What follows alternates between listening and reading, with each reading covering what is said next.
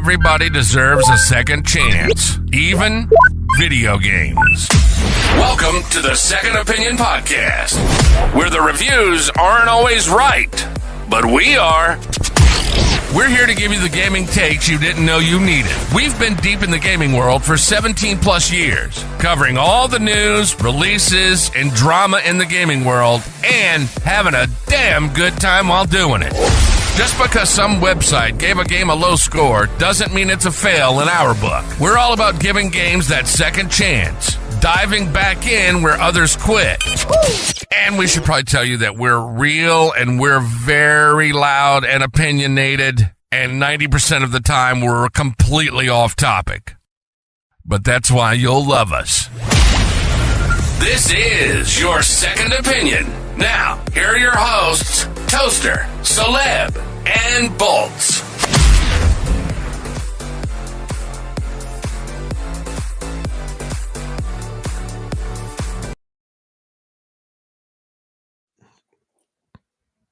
Jesus Christ. Hey, what's up, guys? Welcome back to another episode of the Second Opinion Podcast, episode number 376. It is your boy, Soleb, and I'm joined by my partner in crime, Toaster. What's up, Toaster?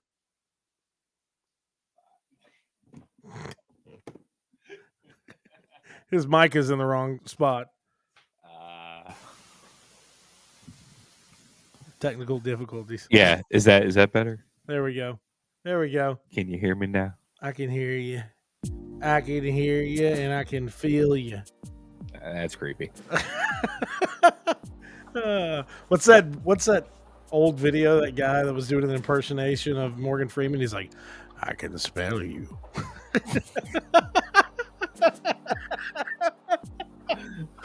Oh my God! But anyways, we've got a wonderful show for you all today.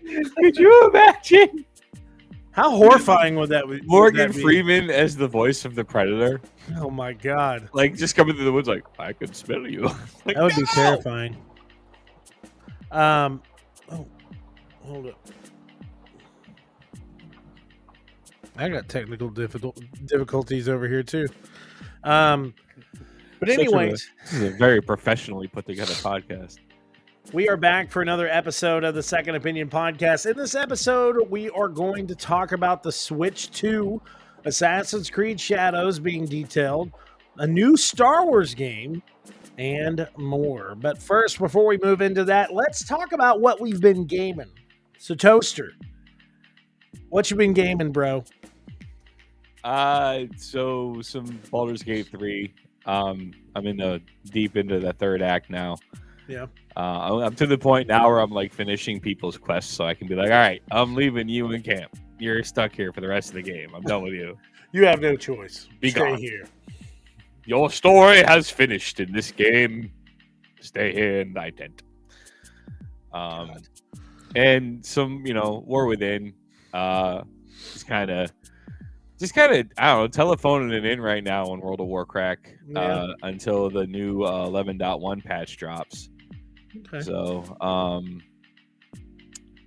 that not really that. Other than that, not much. Like, I kind of paused on Indiana Jones. I like it, but I feel like I just got to a new desert area and just have to do the same things. Understandable. I mean, I can understand that. I don't hate you for it.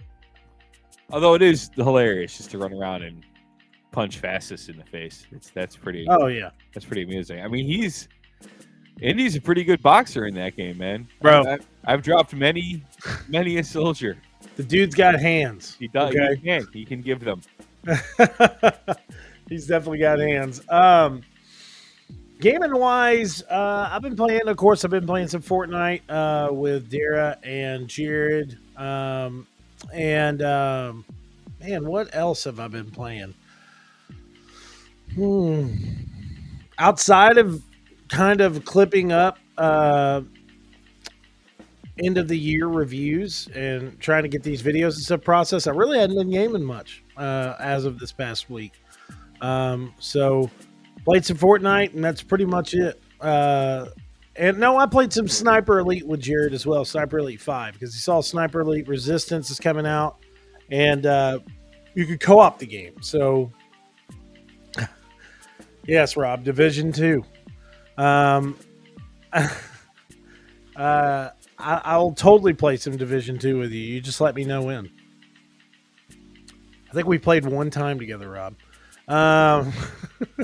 Anyways, but not a lot of gaming.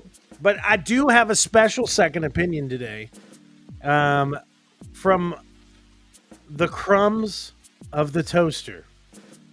So Toaster did this article recently, and I'm going to make him talk about it now.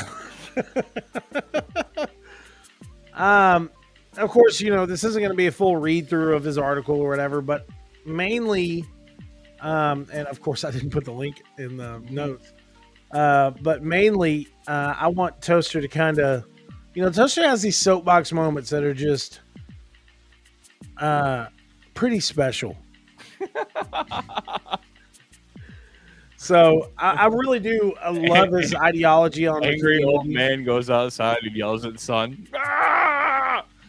So Toaster, what was this opinion piece that you posted recently on Cinelinks? I mean, really, it's just a culmination of what I've been saying the past pretty much every podcast since you invited me to initially start as the third guy dropped out again. Can you fill in random dude that they just met 2 weeks ago? Yeah. But given the state of things today, and what the gaming community used to represent, I feel like we have lost our way. Yeah. We have gotten greedy as a fan base. Selfish, if you will. I was just about to ask you to turn that down in the background.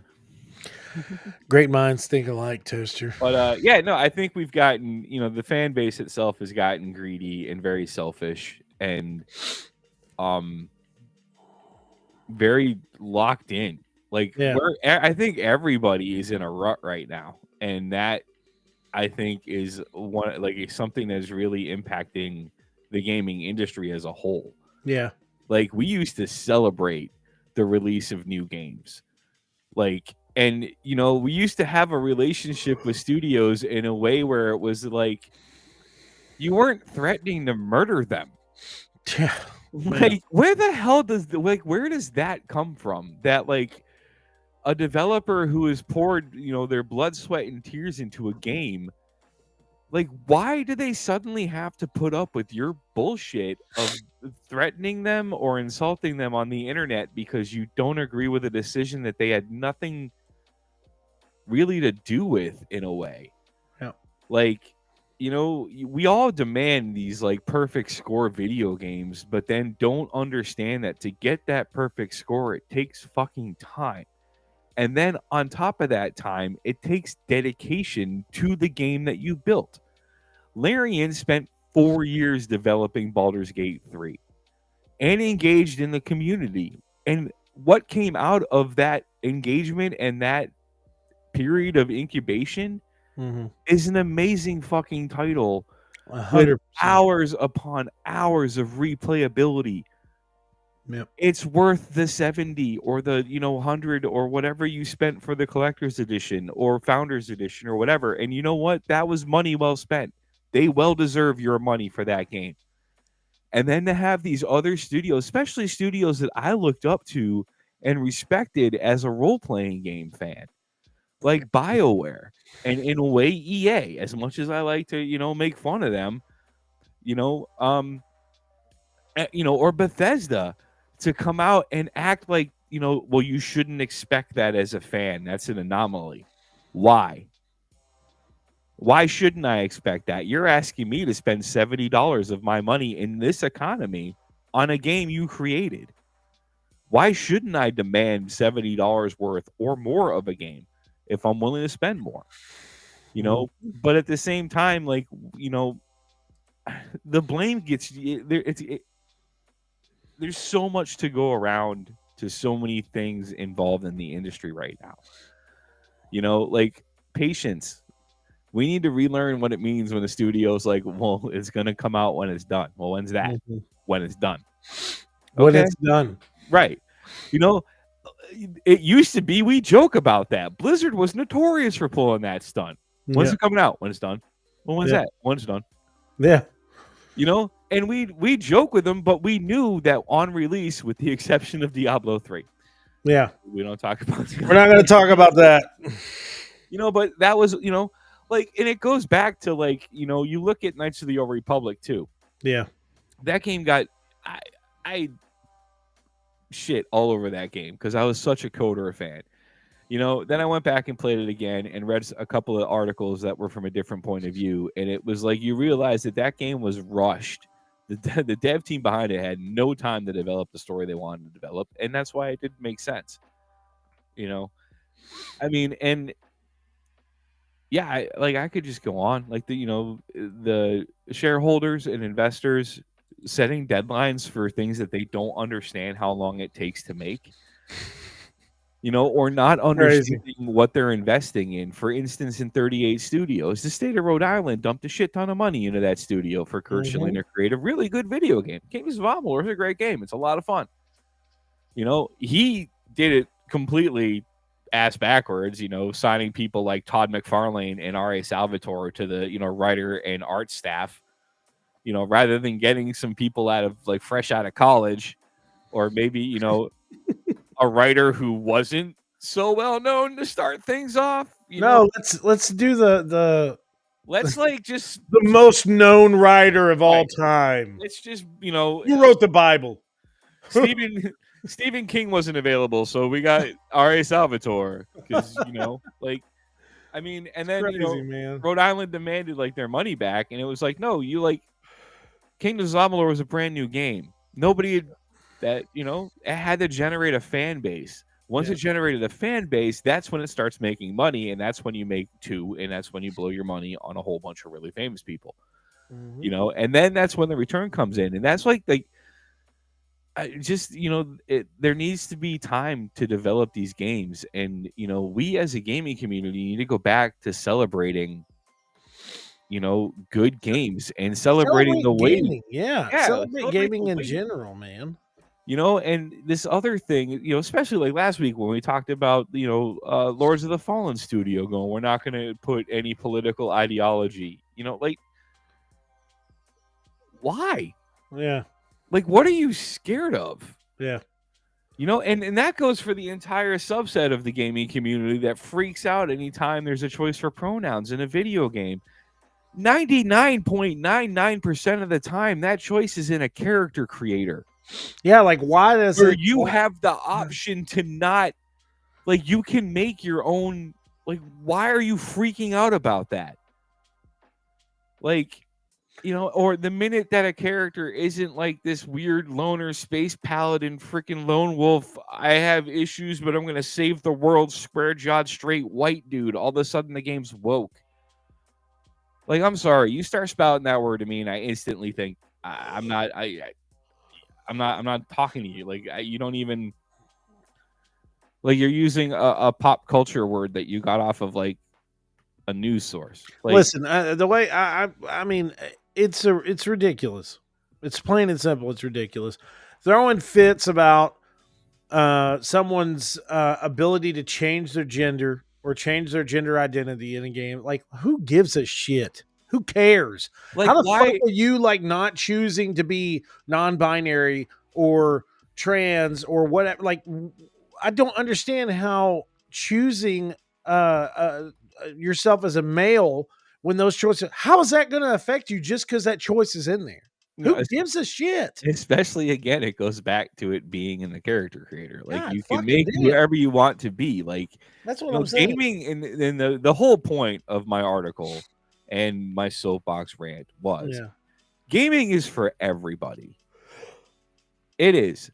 It's for everybody. We used to be a community that was made fun of and ridiculed for liking video games. you know, and then their popularity exploded, bringing in, you know, tons of other people into the, you know, gaming space. Yeah. And all of us gamers who were originally there chilling are like, all right, cool, you know, come on in. And then you had Halo, and you had, you know, and it just turned into this environment of like-minded people who are fans of video games. But now it's just like, man, we need to go back to being a community and supporting each other. You know, like everybody has a right to sit down and enjoy a video game. Yeah. Regardless of who they identify as or who they are. And studios, you need, I mean, the fan base, you need to calm down. Stop it with the hate on the interwebs. Just, you know, and let the people that started to do, like, these people went to school to do this. Like, they, you know, you read about crunch hours, and you read about like the weeks that these people don't see families or are working like 16-hour days to get a game out that you hopefully enjoy. Yeah. You know, do you think that they want to announce that it's getting delayed? No. Do you think they'd rather like release and have the time to develop? Yes. Yeah. Like, do better, everybody. Do better, you pieces of shit. No, I'm kidding. I'm sorry. So, like Toaster said, all right, we all need to do better, especially in the perspective of like gaming. It's supposed to be an open arms community. That's what we need to get back to. But we also have to temper our excitements too. Like, stop getting so overly excited about games. It's hard not to, of course. You see the CGI trailers and all this other stuff of like, oh my God, you know, in this game, you're going to be able to turn into a Gelfling. And, you know, I'm like, what? Look like Gelfling. Smell like Gelfling. Maybe you are a Gelfling. Maybe you are a Gelfling. We just showed that to the kids the other day, and oh my God, bro. No, like, your perfect example of like what you just brought up is this like negative buzz around Avowed. Yeah. Like, everybody's freaking out, like, oh, Microsoft's been radio silent about Avowed. Oh, it's another just game made for Games Pass, blah, blah, blah. Listen, it's made by Obsidian. Right. And the last game that they made was one of the best fucking games that they've created in years. Right. I mean, like, bro. The other negative thing is like the whole, you know, again, it goes back to somebody being upset because of a word. Yeah. Because they're using pronouns. Oh my God. Ow. It's ridiculous, bro. It's tiring and ridiculous. Right in that alpha madness. Right in there. And speaking of, you know, alpha madness, Shuhei Yoshida says that he was surprised Horizon Forbidden West sales weren't better. I'm not surprised they weren't. Like, can you explain why, Toaster? Tell us why. It was a cash grab. I mean, like, the game that came out of the PS4 is pretty solid. It was a pretty good game. I enjoyed it. It was very well made. It looked beautiful. It's great. Like, I got the, you know, I mean, granted, like, it was still. Wait. Are you talking about the same one? You talking about Horizon Forbidden West? The remaster. Oops. You son of a bitch. I was like, where the fuck is he going with this, bro? Yeah. The remaster. Bad Sony. Yes. Okay. So Horizon Forbidden West has sold a total of 8.4 million units, with Sony reporting that the overall Horizon franchise sold 32.7 million copies. How many? 8.4 million units. Huh. Since 2022. That's a lot. That's a lot of units. Right? But it says that overall the Horizon franchise has sold 32.7 million. So the way I'm looking at it is, like, me personally, I think 8 million copies of a single player game. That's pretty solid. I mean, it's pretty solid. Yeah, that's you know what I'm saying? Am I wrong? No. Like, what was the budget? Do we like? I wish there was a way that you could find budget. Because, like, when I wrote that article too, I was trying to find like the development budget of like Dead Space, the remake, and they were like estimating it was like 30 or 40 million. So it says Horizon Forbidden West, meanwhile, cost a total of $212 million to develop and utilized more than 300 developers. The budgets provide a range of glimpse into the world of big budget games, blah blah blah. But yes, that was its budget. That's what it cost to develop the game. It was $212 million. So say, so, do you know how much? Like, if we just U.S. dollars this and not get into like, I need a PhD in finance and accounting to come up with currency change rates. So if we just guessed them, $70 for Forbidden West, right? listen, $70. I just added it up. $70. I put 74.94 is what I put times 8 million. Yeah. So just 70, like that. 588. That's a $300 million profit. I'm confused. I am so confused right now. Like,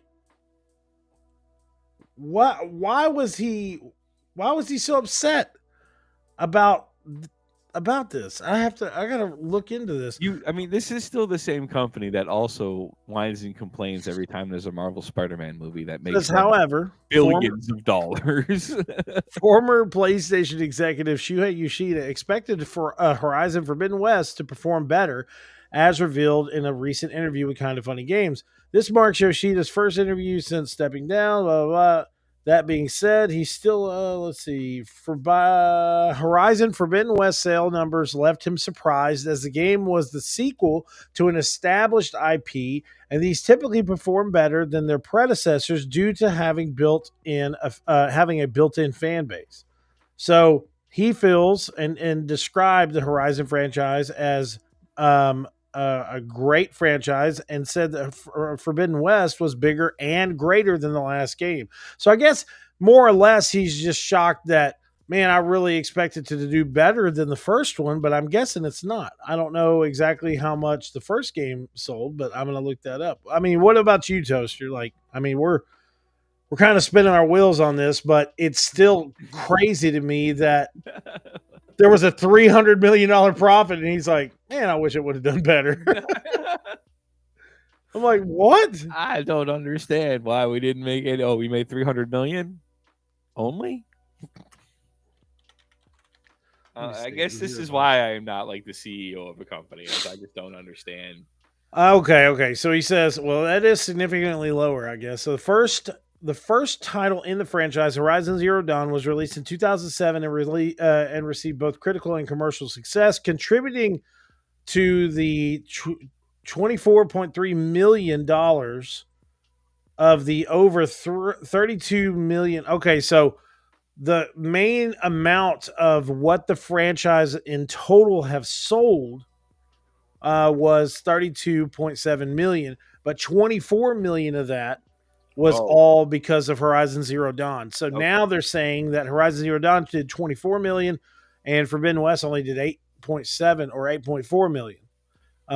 So I guess I can understand why he's like, well, I wish it would have done better, but at the same time, I'm like, Shuhei,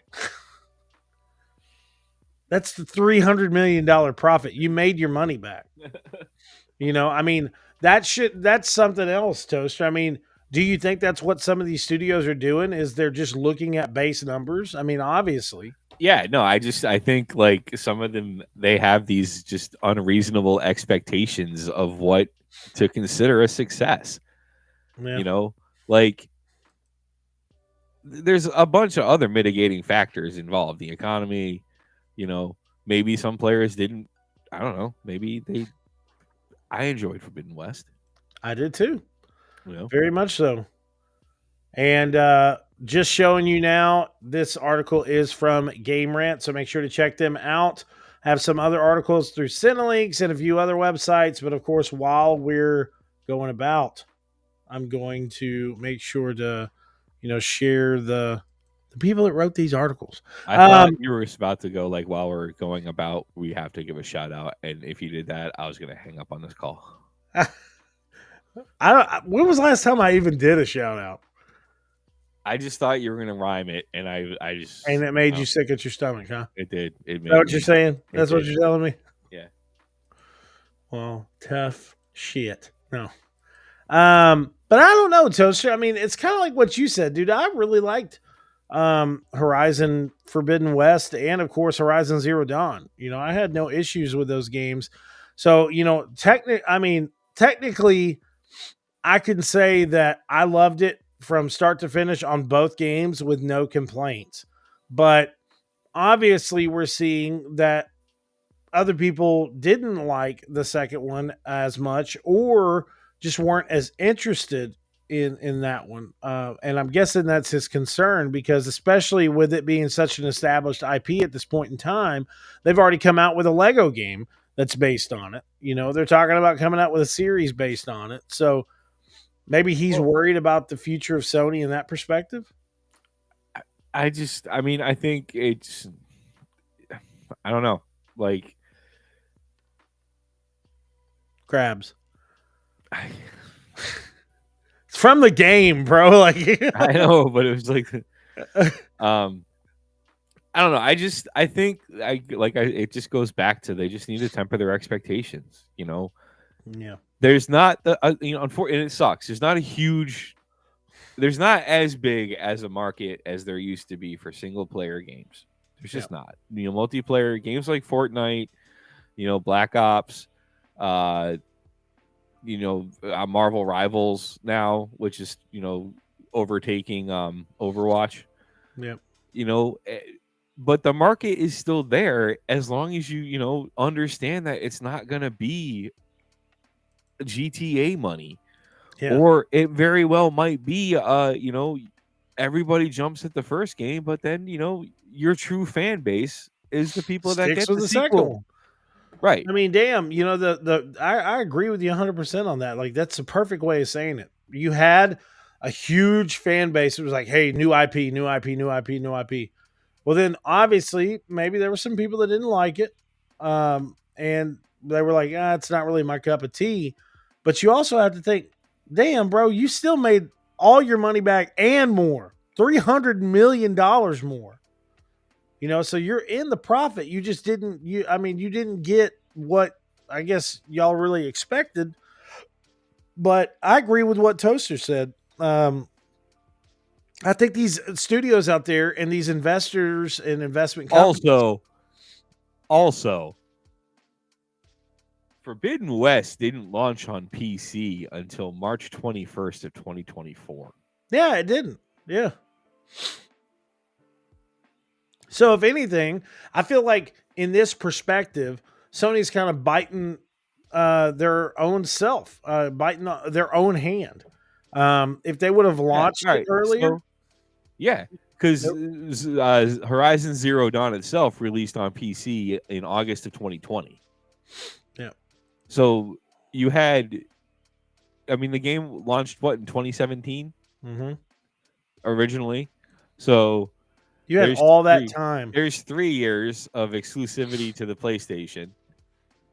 Then it comes out in 2020 in August on PC. That's an entirely other market of PC sales that have 4 years on Forbidden West. Like, it's crazy, bro. And then I don't understand, I love Shuhei Yoshida. I do. I mean, dude's amazing. One of the biggest fixtures in gaming.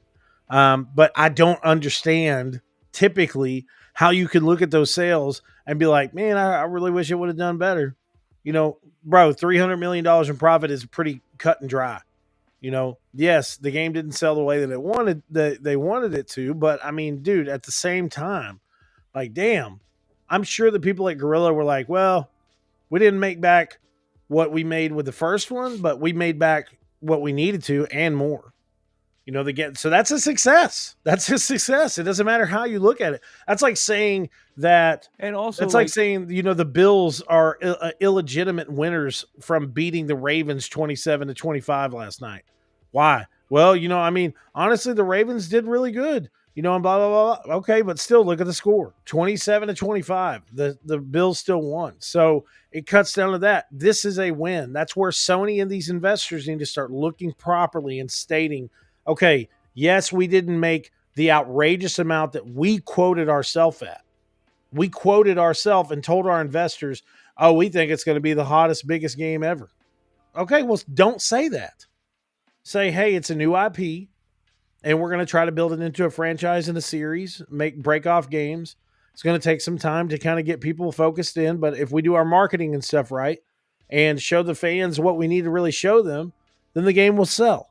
The other thing is, too, is Sony released Forbidden West on the PlayStation Plus program in February of 2023, 1 year after it launched. I mean, like I said, biting their own hand. Okay. You didn't give anything time. You could have, however you wanted to do it. I mean, I'm not the genius marketing team at Sony, or Guerrilla or whatever, but I have respect for Sony and I have respect for Guerrilla Games. And I know that the studios that they have are making great single player experiences.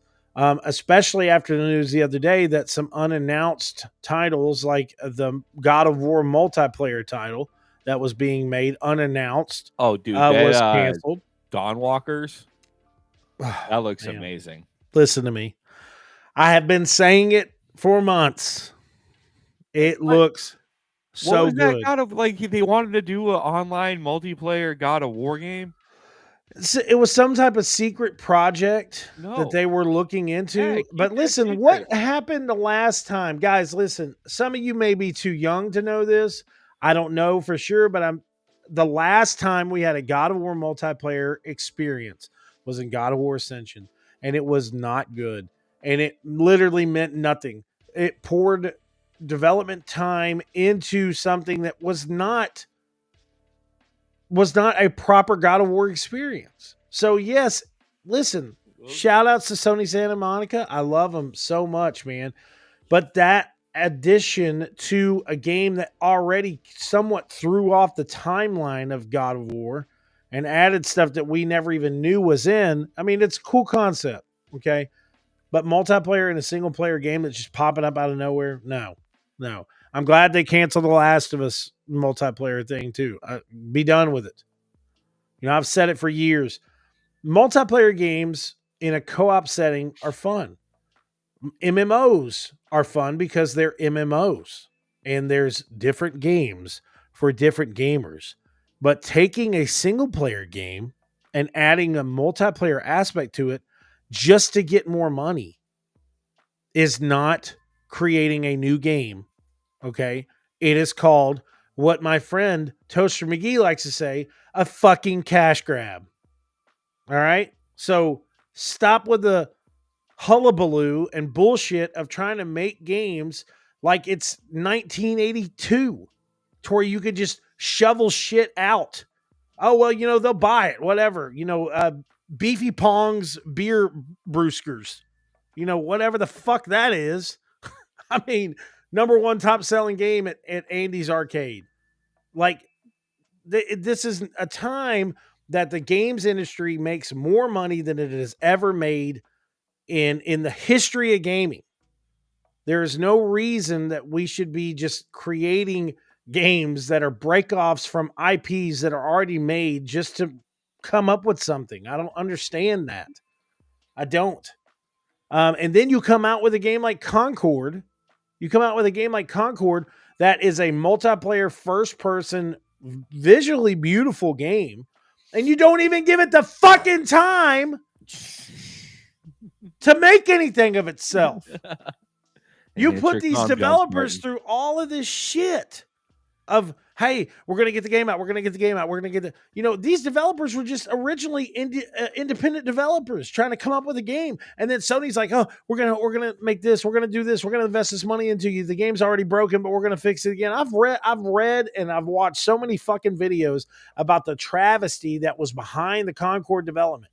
Dude, look, there was obviously some people at the studio that really wanted to make a great game. But instead they pulled in fucking, DC, and we're like, well, we're just going to go ahead and cancel it and just not release it. It still burns my ass, Toaster, that they never released the Batgirl movie. Like, fully filmed to the end, 100%. And they're like, nope, it's going into the, Warner Brothers vault, and it will never be shown the light of day. Never see the light of day again. God, so I'm sorry, but it's just that shit fucking pisses me off. It really irritates me. Shuhei Yoshida, you're amazing, but with Sony making these type of decisions, think, man, like, bro, think, like, keep doing what you're doing. You're obviously doing something good if you're making money on a constant basis. And if you're so worried about like Microsoft, because Microsoft can pretty much print money. Yeah. Like, I was thinking about the other when I was talking to one of the writers at Cinelinx, we were talking about like, the console exclusivity thing like that. And I was like, well, Sony's right up there with Microsoft. But then the more I thought about it, I was like, no, they're not. Yeah, Microsoft is $1 trillion company. Yeah, that's like, they have cloud stuff. Sony doesn't have that. And there's these rumors now. There's these rumors that came out of talking about how last year before last, Microsoft had like kind of gave them an ultimatum, and they were like, "Hey, listen, we can either get Activision and try to see where this can go, or we're gonna have to start, figuring out like cut down, size down, whatever." But then it fucking happened anyways. They got Activision. And I have Activision Bethesda, and then they're like, awesome. All right, great. Let's see what we can do. What's the first thing we need to do? We just bought Activision. He's like, let's shut some studios down. Like, what the fuck? So it's hard for you to think about that because, of course, you're not in the room 24/7 when they're talking about and making these type of decisions. But it's hard for you not to think about that type of stuff. These companies are making billions of dollars.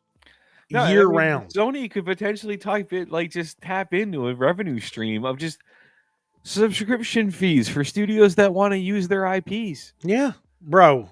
And that was the problem. That if Sony's lawyer had just kept his mouth shut. Oh yeah. When they were like, so is Spider-Man ever going to show up on the Xbox? He's like, fuck no. No. Well, what other Sony IPs do you Sony own that won't show up on the Xbox? God of War, Spy. And then you're just like, dude. Yeah, I was gonna say, you see the Sony executive over there. He's like, shut the fuck up. What are you doing, bro? No, like seriously. They really just license your stuff out. If you don't want to sell it, give other like the whole. This goes back to the exclusivity thing. Like, Microsoft doesn't have to make consoles because all of their stuff is pretty much on PC too. Yeah. At this point, Yeah. So, and they're already pushing. There's Game Pass on a Fire Stick now. Yeah. Like, Microsoft's just making consoles because people keep buying Xboxes because the Xbox has a fan base. Well, my thing is too. Sony is doing the same. I think Sony should. Honestly, let Microsoft stop making consoles. Why? Just it's PC, and then Sony starts making their consoles. Xbox goes no exclusivity whatsoever, and puts Games Pass on the PlayStation console. Like, I don't know. That would be the apocalypse. And it just be Nintendo trying to tell me that once again their new thing is on par with the PlayStation 5 and Xbox X. No. Stop it, Nintendo. Well, look at it like this, okay? I think PlayStation has learned from Microsoft, all right? Because as of the 10th, Sony has officially established a new AAA PlayStation studio, okay? So it says Sony has opened a new PlayStation studio in Los Angeles, California that confirmed and has been confirmed by recent job listing. The newly established internal PlayStation studio is working on a high-profile original AAA IP for PS5. Speculation suggests that the new PlayStation studio could be for a Bungie spin-off team or former Deviant Game co-founder James Blunder's team. So my thing is this, okay? Sony is building their studio basis. And the one thing that Sony has stood on business on, all right, the one thing from day one that they've stood on business about is not doing Game Pass. I mean, they've said it right out the bat. They've said it a million times. They've been like, listen, we're not going to do Game Pass. We're going to keep on making money on games the way that we do. And positively, they have been doing great. They've been selling consoles. They've been selling games. They've been doing really good sales. And the craziest thing, really, when you look at it, is Astrobot's really the only exclusive that's come out for Sony, in the last physical 2 years, right? I mean, shit. Like, or at least in the last year, like exclusives. And they're still selling. But what could make them sell even more and eventually bring people to their console is bringing other games over to the Xbox platform. And I think over the next few years, we're going to see a lot of different stuff from both of these studios. So, with that being said, Toaster, what the fuck are you doing? My camera got all like out of focus.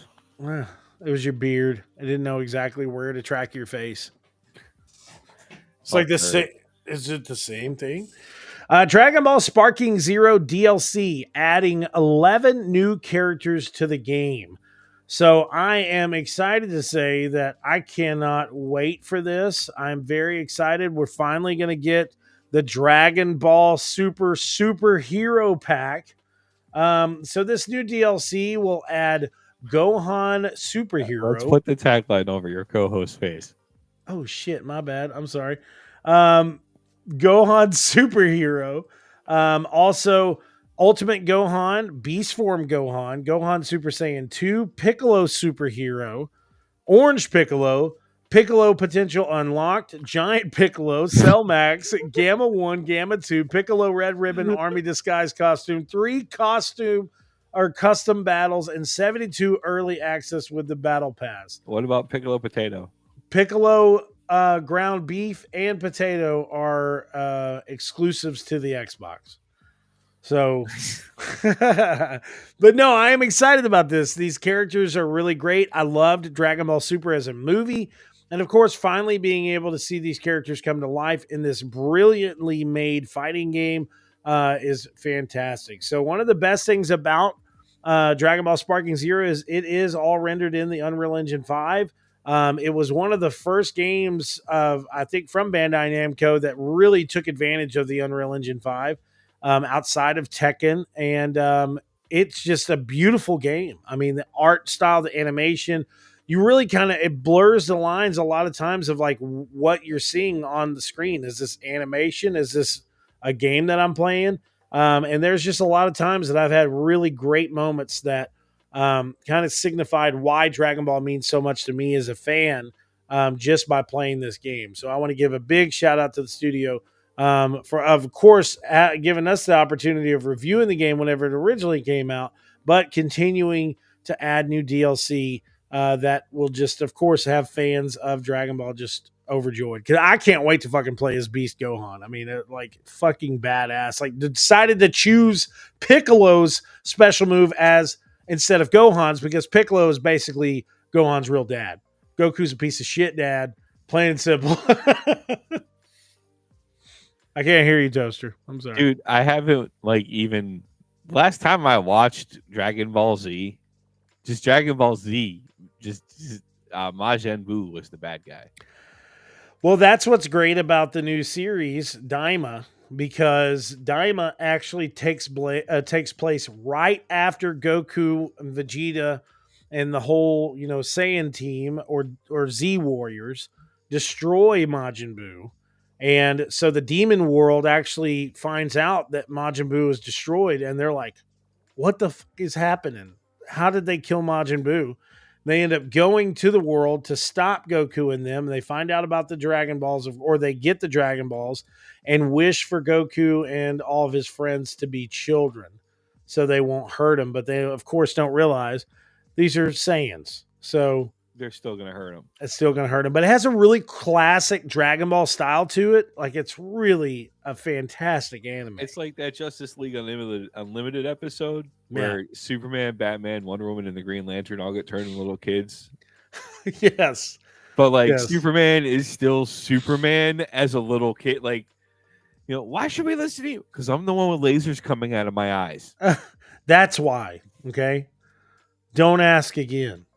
But so Toaster, this next topic is way more your pace. And I'm sure you might be excited about it. I don't know.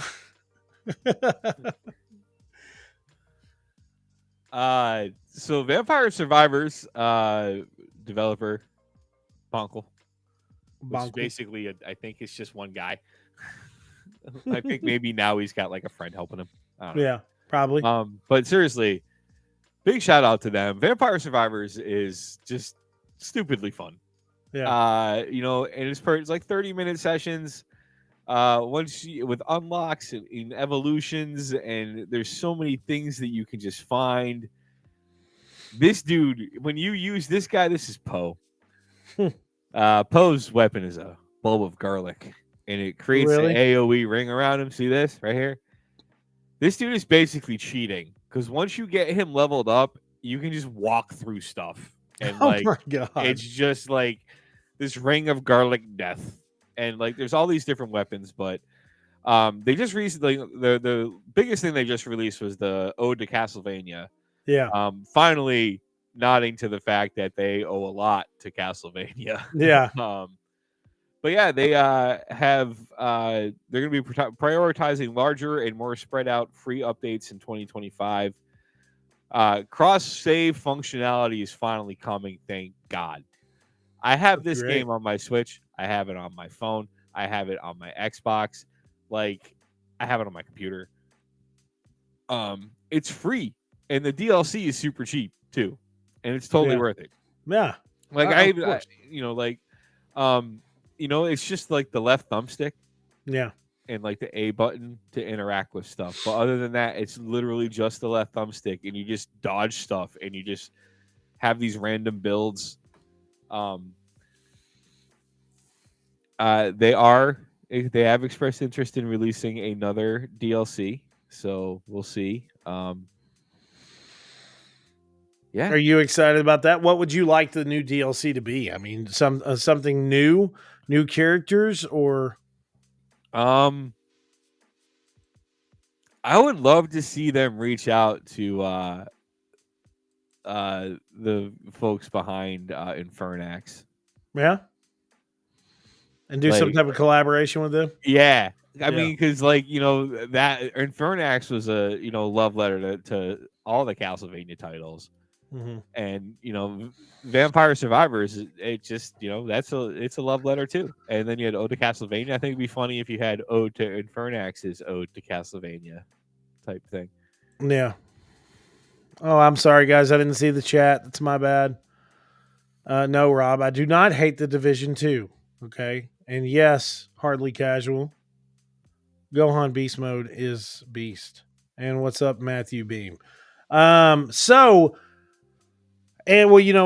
of that, I was talking to Bolts about that, about the, Vampire Survivors DLC and stuff like that. And he was like, why wouldn't they just do a DLC of like another existing, vampire game that's real successful? And I was like, what, like which one outside of Castlevania? And he was like, he's like Redfall. And I was like, Soul Reaver. Yeah, Soul Reaver. I was like, Bolts, jeez. Yeah, Castlevania is pretty much. Yeah, what's that other vampire game? Vampire the Masquerade, the tabletop game? Yeah. No, the vampire game, Blood Rain. Oh, yeah. Yeah. Yeah. Yeah, that wouldn't be bad. I mean, it's still an existing IP. So deserving of a shout out that it took you 5 minutes to remember the name of it. Hey, listen. Anyways, so next topic. The Nintendo Switch has been announced. The Nintendo Switch reveal trailer is outpacing the PlayStation 5's summer reveal trailer. $500. They want $500 for the Mario Kart bundle. They want $500. I can spend $500 and get a Steam Deck. But let's see these details, though. You know what Yeah, I'm you saying? better like you all Like, right. Yeah, listen, try to it better be, it better be everything we've fucking wanted from this Switch. Okay, and that's just me being blunt and honest. Now, the Nintendo Switch 2 does not have a release date as of yet. Okay, but from what we're seeing, it is going to be a much bigger console, much bigger. All right, The we're about to shout out to a publication that I don't think we've ever shouted out to on this podcast ever. Ooh, Apparently, Sports Illustrated has the leak of the Nintendo Switch 2 specs. really? Really? Let's listen to this. Let's see what they say. Yeah.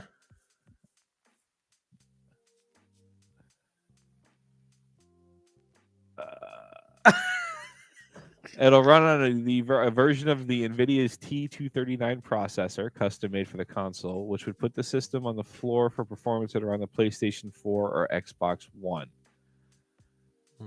There is a small chance the Switch 2 can reach the performance of an Xbox Series S, though several analysts have noted this is unlikely to even reach its PS4 4 Pro based on what they've currently seen through the leaks.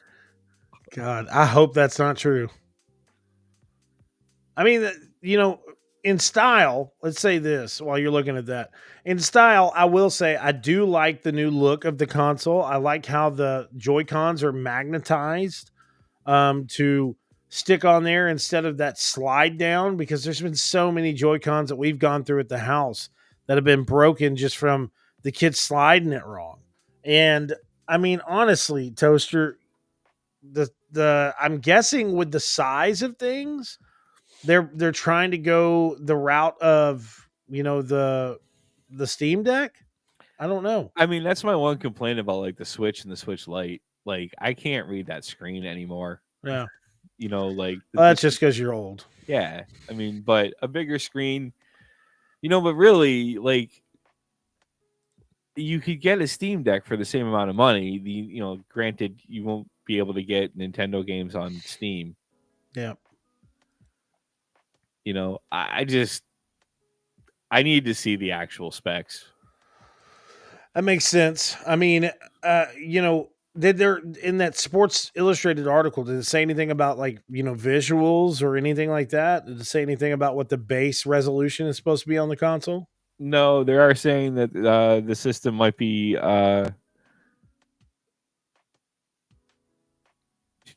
they want to be possibly using DLSS to upscale the games to higher frame rates and resolutions. Understandable. Nothing really else. 4K upscaling probably would not be happening even when docked. Low resolution titles running at 30 frames per second could easily be brought up to 1080p. 12 gigs of RAM. I feel like if they can at least deliver 1080p 60 frames per second with higher fidelity in the game or something like that, I feel like they can get away with it because the system is going to be bigger in general in the portable aspect. Hopefully you'll be able to get the same resolution whenever you're in, mobile mode. But I don't know. I will tell you this, and this is something that I'm betting on right now. The Switch 2 will be a really high selling console. You know what I'm saying? I feel like it's going to be a very high selling console, especially for their base, because this is their PS5. You know what I'm saying? I mean, when did the Switch originally launch? Do you remember? No. How fucking dare you, Toaster? I mean, be, unprepared of my random questions. March 3rd of 2017.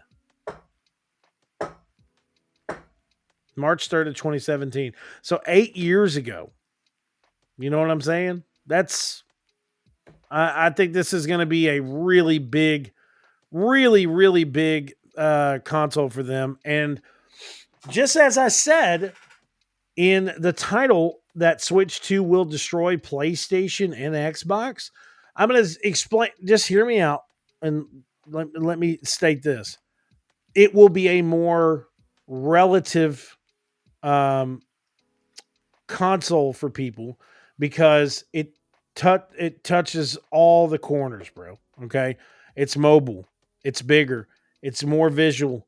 The Switch, one of the biggest problems with the Switch that I have still to this day is the Joy Cons. The way they're set, Joy Cons are fixed. Controllers supposed to be more responsive. Hopefully, we're going to get 1080p, 60 frames per second. And then you have two companies that are now in bid, basically in a bid war to put their games on their system. So we have PlayStation that came out with Lego Horizon on the Switch because they knew it was going to sell on Switch. Then you have Xbox there's rumors that some of these really large Xbox titles can come to Switch too. And now PlayStation is talking about bringing more games to other consoles and trying to expand their thing. So honestly, Switch is kind of getting into the point of like PC players. Like, why go and buy a PS5 and an Xbox if you have a Switch 2? If you're going to end up getting a lot of these experiences and stuff on the Switch 2, then just stay with your niche, just like PC, right, Toaster? Yeah. You know what I'm saying? I mean, they're going to have everything. They're going to have Mario. They're going to have Mario. They're going to possibly have Halo, possibly have Gears of War, possibly have new PlayStation IPs on their Switch.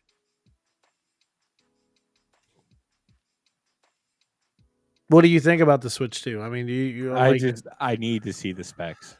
And honestly, like, you can't coerce a scientific man, I guess. No, I know, I'm just kidding.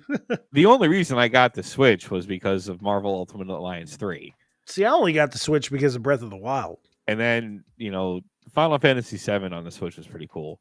Yeah. But, like, sometimes, I don't know. Like, I just... that's how I am about mobile gaming. No, like, I want a Steam Deck. Yeah. So I'm, that's what I'm probably. So you have that's your focus. Yeah. Because of course then you can do anything with it.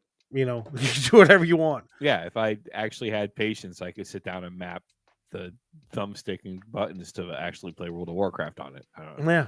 So, well, I will say this. I feel that if you are still in the market for a new console, and you haven't got one yet, you still have your old Switch and your PS4 or your Xbox One or even a PC, and you're thinking about moving to console gaming, kind of give it some time and let's see what Nintendo is going to really showcase with this, because coming Toaster, in April, I think they're going to have an official full reveal, and then they're going to actually have some areas throughout the United States so you can go test it out yourself.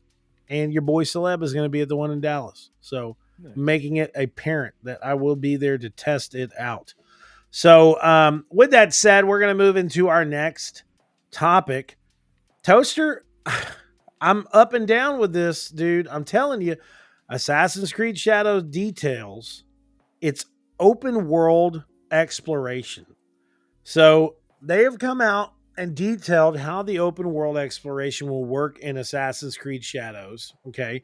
So Assassin's Creed Shadows will focus on one player driven exploration and will share fewer details about the game's location up front. The Eagle mechanic is seemingly being removed in favor of a player driven scouting system. Okay, listen. I'm going to state this because I don't know how you feel about this, Toaster, or not, but like the Eagle in the fucking game was a pivotal thing for me. And whenever I saw this earlier, I was like, fuck, what? You're not going to be able to do the Eagle shit anymore? Now that's because I tried to strategize as much as possible. And if I was going to take over a certain area, I would want to try to mark as much as I possibly can. But maybe it's just a more personal scouting system. I don't know for sure, but it also says here, the Assassin's Creed open world brings both new and old mechanics. Says that Players will also be able to reveal safe houses through the map, which will let them rest and replenish their health and supplies, serving as an extension of the player's main home base at their in-game hideout, similar to Assassin's Creed. My God, bro, I can't read today. Similarly, Assassin's Creed Shadows is changing up their eagle mechanics, which is seemingly being removed in favor of a player-driven scouting, tasking players to find vantage points to track enemy movement on their own. Okay, so as I They're said, getting rid of like the cinematic of the. to me that type of thing, using something like that, it meant so much to me, bro. Because having the eagle and having the cinematic, and I don't know, bro. Get a recording of a bald eagle screeching every time we climb. Ah! You're like, yeah, the eagle's somewhere over there. Run. What do you? God, I keep pushing the wrong fucking button and making my face all big. What are you excited for with Shadows? I mean, are you trying to temper your excitement because of the delays, or are you still excited to see kind of what they're going to do with this game? I mean, I'm taking the wait and see approach. It's not a day one for me. Yeah. I want to give it some time to simmer. Mm-hmm. See what people say about it. Maybe wait till it goes on sale. Wait till it goes on sale, and then when it's 75% off, I'll check it out. No, but like if it come, like I've already read some people that have already done some play testing and have played early releases of it have already started to say that it's good. Yeah. So, but I mean, it goes back to games being $70 to $100 and something dollars now. Yeah. People aren't going to rush out and buy it.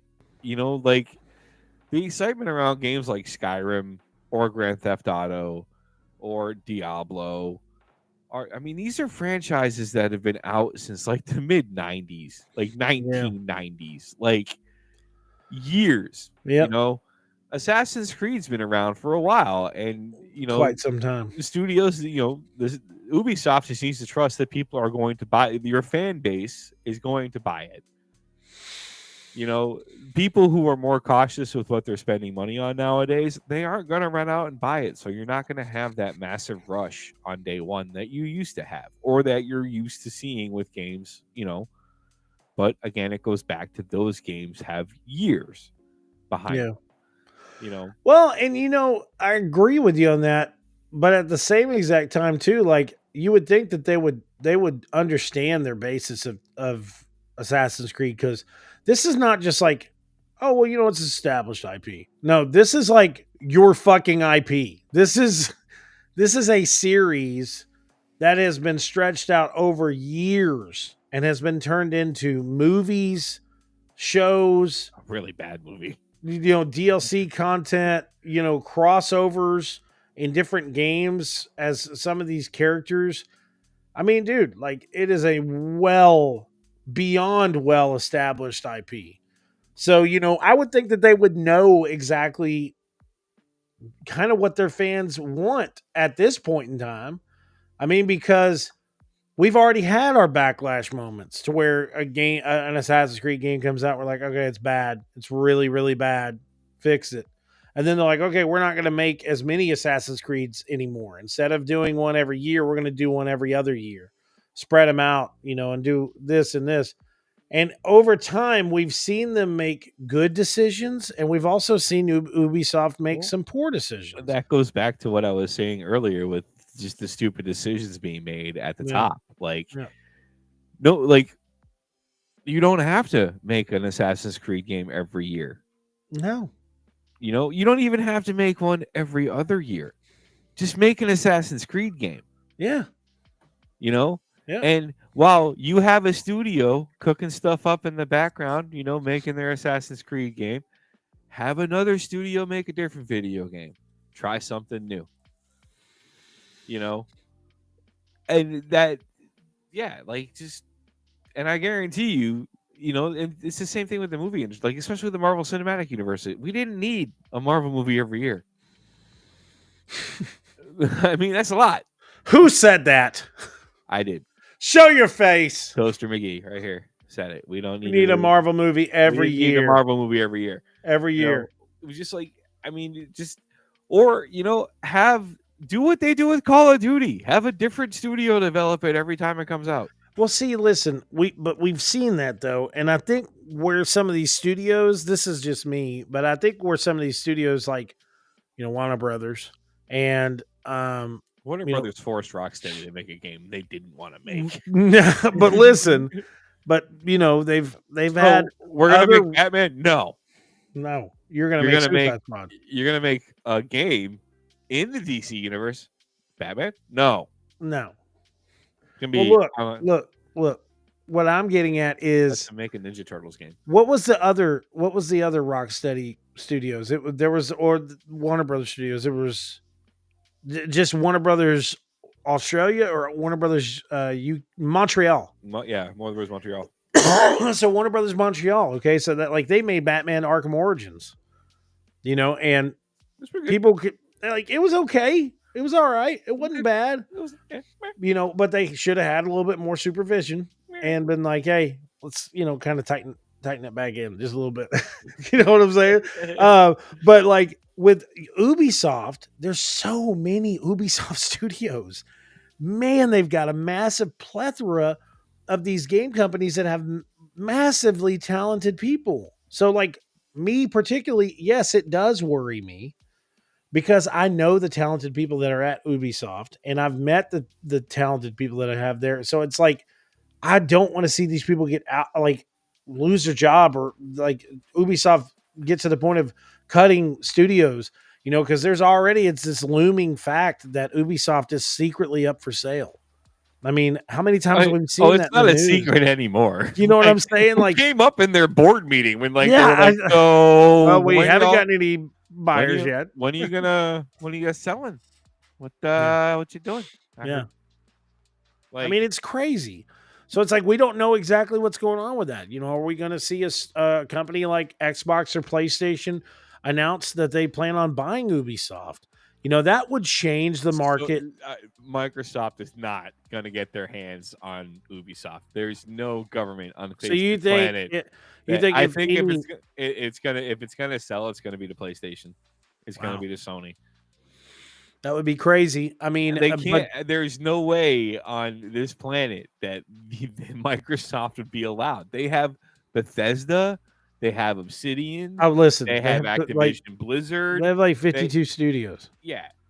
I mean, it's a massive plethora of gigantic studios. So my thing is, though, I would think that Sony would look at that situation at the same time and say, well, how can we actually be profitable without bringing these games to Xbox? Because, if we bought Ubisoft, how could we keep Assassin's Creed, exclusive? We couldn't, because you're comparing sales to multi-platform titles.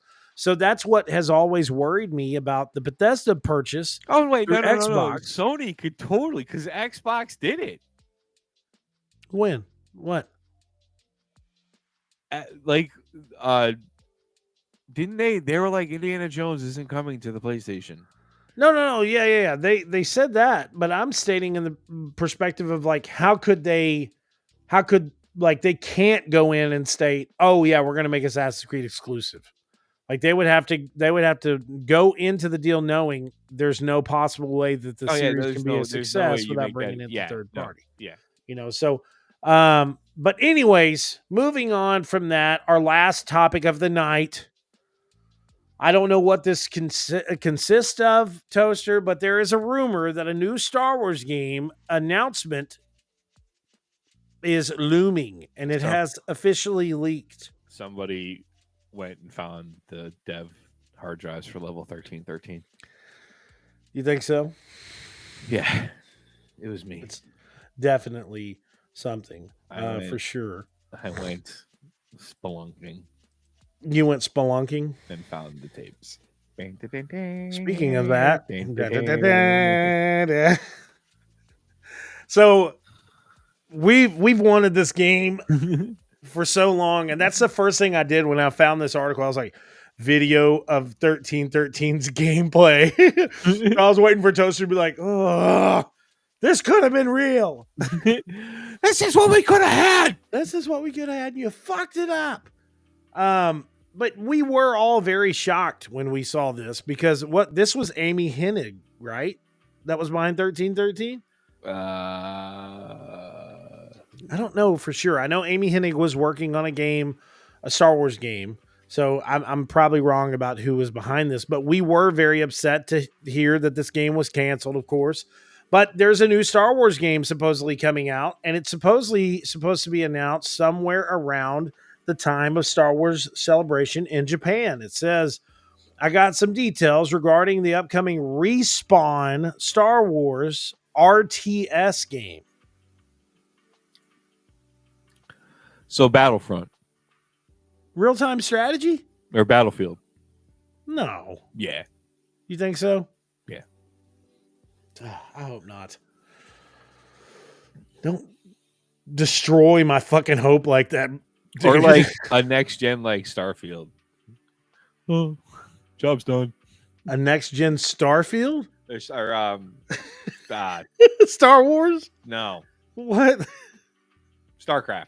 Real-time strategy game. Oh, okay. I got you. But it's like based in Star Wars. It's based in Star Wars. Yeah. Okay. But anyway, so yeah, that's possibly something that's going to happen. But me and Toaster still want Star Wars 1313. So that's literally actually, at this point, I just want legit like proof of life for the remake of Knights of the Old Republic, please. Where is it? Like Saber Interactive, man. That's I don't need dates. Just I need like a screenshot of something. Just like like I said earlier, I am trying to have patience as a member of the gaming community. You, as the development staff of one of my favorite video games of all time, need to just feed me a crumb. Let's see. I'm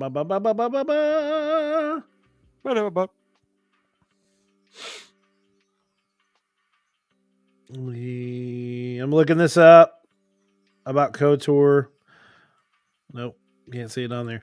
KOTOR, Saber Interactive CEO says KOTOR remake is alive and well. And that was 10 months ago, Toaster. So that's the last thing we've heard. And I'm sorry, but it looks like it's not happening, bud. No, I'm kidding.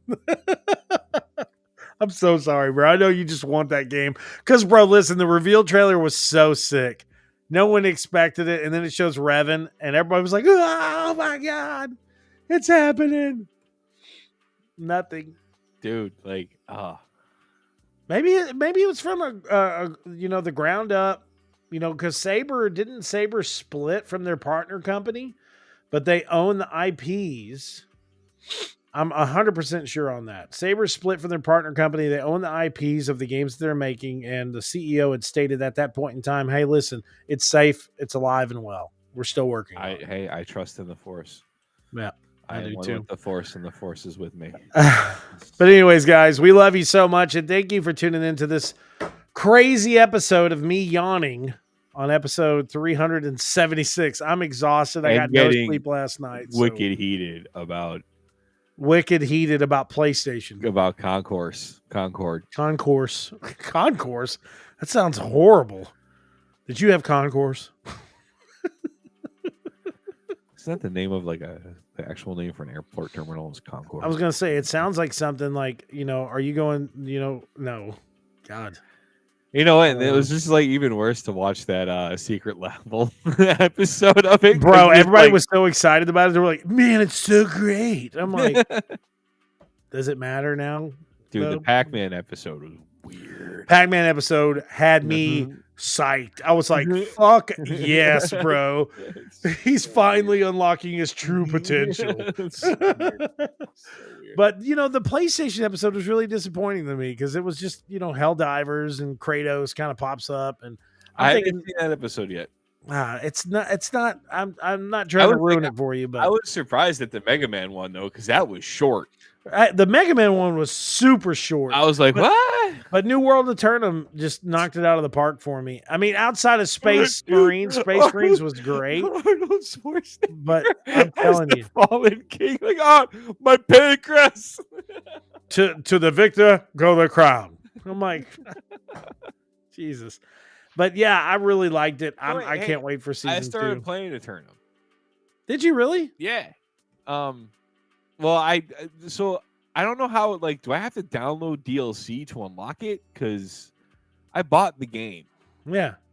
And I have it in, like, it's New World of Tournament in my. But is it on? It's just you on PC. Like you're playing it on PC. I don't know how to do it on PC, but I know on PlayStation 5 I had some problems downloading it too. I had to go to the actual like game page and download that version, and then download the DLC afterwards. And now our podcast has turned into troubleshooting New World of Tournament. Everybody, that's right, guys. Thanks for tuning in.